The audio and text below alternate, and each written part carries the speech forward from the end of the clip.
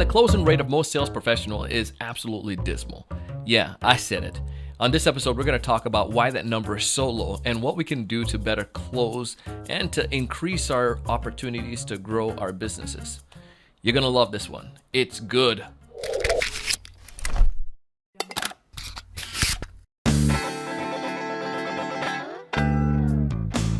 Hey, everyone. Welcome to another great episode of the Sales Evangelist podcast. I'm your host, Donald Kelly, the Sales Evangelist, and I'm so excited for another great episode. I'm so excited to be here with you today. And on this episode, we're going to be talking with Mr. Scott Savage, and we found out we had a mutual connection. We were talking and planning out this episode, and we stumbled over a mutual connection, and we realized we have some kinship here. And dude is really awesome, brings so much value to the conversation. He is the managing director at Franklin Covey, and works specifically with their sales side with a lot of global organizations. And when we were talking about what's one of the major challenges you're seeing right now, this one came up. The funny thing was, this is something else we're seeing across the board, and how the salespeople in major companies, their percentage, their close rate are just so low. And what can we do to fix that? There's a lot of statistics out there, but in our research, we've found globally across the world that in deals of 100,000 and greater, the win rates are lingering right about that 17% mark. So I'm going to ask next, why? Why is that number seem like it's so low? Well, I think it's interesting. Most of us would say it's the pandemic. It's we're now virtually selling as opposed to walking the halls with people. We're not face to face. People aren't on camera.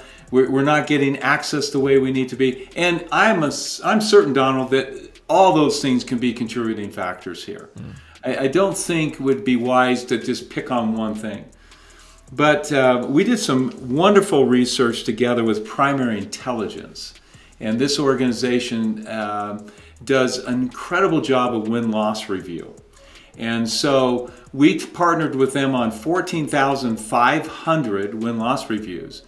And we found that an amazing 42% of the time, decision makers could not tell the difference between vendors. Come on. Say it one more time for the people in the back. So 42% of the time, they could not tell the difference. Wow. And I think all of us think that we're, pretty different. We have, all kinds of differentiation we like to highlight and so forth. And it's not that it's not there. It just doesn't sound, feel, or matter to our potential client. It doesn't matter how different we are or how different we think we are. The difference has to be, do they believe they're going to be different and better as a result of working with us or buying our product or taking our services? If they don't believe that, it doesn't matter if we think we're different. It is fascinating to me how much talking we do instead of asking great questions. And my experience has been with most executives judge us by our questions, not our answers. You had 3 ideas that you shared that we can do to fix this. And I'm really fascinated to see what those ideas are and how sellers and organizations can fix these problems. Well, as we look at this, particularly as you look at the feedback from these executives, one of the things that we struggled with, we started talking to our clients about becoming strikingly different. Okay. How do you stand apart? And with those, with crazy win rates of 70%, 42% of the time you can't tell the difference. They're saying, well, what are the clues? How do you make this happen? And we worked at this for years, and we found a simple formula that seems to nail it. It's called RDM. R stands for relevant, D stands for distinct, M stands for memorable. So R is really about what is it that this particular client or customer really needs? What do they care the most about? What's their goal? What are their strategies? And I think most of us feel like, I have a pretty good sense for the R. Distinct then would be, how will they be dramatically different and better as a result of what you could bring to that R?